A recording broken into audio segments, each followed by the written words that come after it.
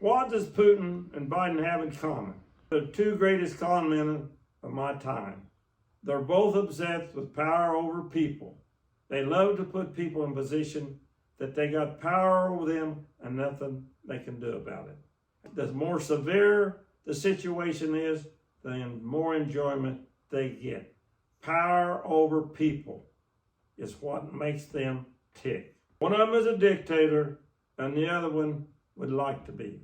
I went over all this, and what I always say, the answers you don't get or the things people don't say or show you are the most important information you can get. Watch Biden and Putin both. They show no emotions on all the cruel things they've done to their country and the people and the situations. They show no emotions. Go back to the pipeline. You go back to Afghanistan. You go back to the pandemic. And when you question my president, he shows no emotions. He just turns around and walks off or laughs if you're asking a crazy question.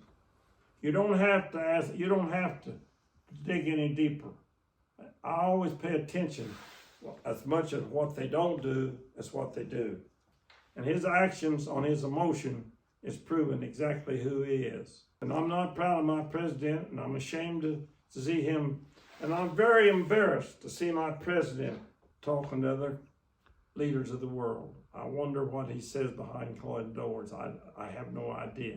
But I know that one thing, they're going to prove that he's done crimes, that he can be tried for treason. I know that. That's coming. Him and his son. I'm not very proud of my president, but don't get me wrong. I'm independent. I'm not suggesting anybody else at this moment. But Putin and Biden shows who they really are because they show no emotions when asked or challenged on what they're doing wrong. The torture and they're due to their country and their people, there's nothing there. And so I can't expect, he always talks about the weak and taking care of them. That's just another con man job. You look at what he really does and you'll find out he has no emotions for what he does. All he ever does is put another feather in his hat to get reelected. And he's a con man, so watch him very close.